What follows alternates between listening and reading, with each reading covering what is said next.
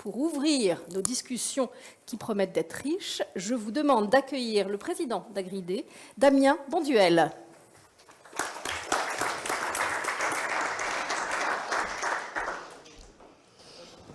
Bonjour à tous. Bonjour à tous, à vous ici présents et à vous qui nous suivez en visio. Donc on aura l'attention de vérifier que vous soyez toujours avec nous. Vous qui êtes ici chez Agridé pour suivre interview, table ronde, propos conclusifs sur le thème « Europe et souveraineté, où est l'agriculture ?» À la veille d'une échéance électorale européenne, et avant de connaître le choix majoritaire de chaque pays et ainsi se préparer aux futures orientations politiques, échanger aujourd'hui sur nos idées et propositions pour le long terme nous paraissait opportun, à la fois pour aider à fixer un cap, mais surtout pour faire en sorte que l'agriculture et ses filières soient bien présentes dans le débat politique. Quelles que soient nos convictions et nos sensibilités politiques, notre préoccupation commune est de trouver la meilleure voie d'une nouvelle dynamique européenne qui renforcerait le rôle propre à toutes nos agricultures et à leurs filières. En effet, forts de leur diversité, les secteurs agricoles et leurs dérivés directs, alimentaires et autres, sont impactés par les choix politiques guidés par l'intérêt commun et la définition des priorités au profit du citoyen. Associant préoccupation à court terme et préparation du long terme, les choix politiques se confrontent à des situations forcément très contrastées et hétérogènes des acteurs économiques. Il est toujours difficile de concilier le bien commun sur le long terme et l'intérêt de chacun au quotidien.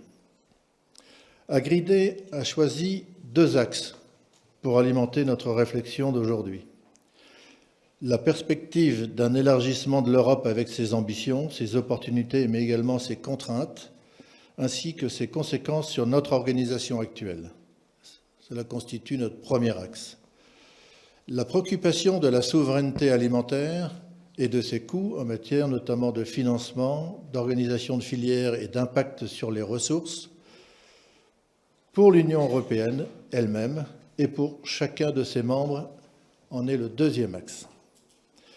Personnellement, et fort de ma petite expérience professionnelle, je me définis comme acteur productif au sein de cette réflexion. En tant que président d'Agridé, je m'attache à rendre compatible l'attente du citoyen d'aujourd'hui et de demain. Je cherche ainsi, comme tous les acteurs de nos agricultures, à contribuer à la construction d'un système de production le plus compétitif possible pour aujourd'hui et pérenne sur le long terme. Et tout cela pour en assurer sa résilience.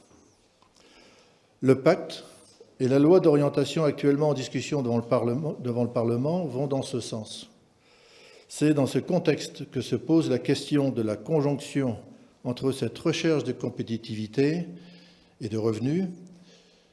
Travailler et proposer des pistes concrètes de relance productive devient une priorité dans chaque branche et de la part des acteurs eux-mêmes, quel que soit leur niveau de performance actuel ou leur degré de priorité retenu par le politique européen ou français. Ainsi, de quels enjeux parlons-nous vraiment? Où sont les volontés réelles? Quelles sont les conditions pour réussir? Place maintenant aux interventions. Madame Fellouz, je vous redonne la parole. Merci Monsieur le Président. Merci à vous.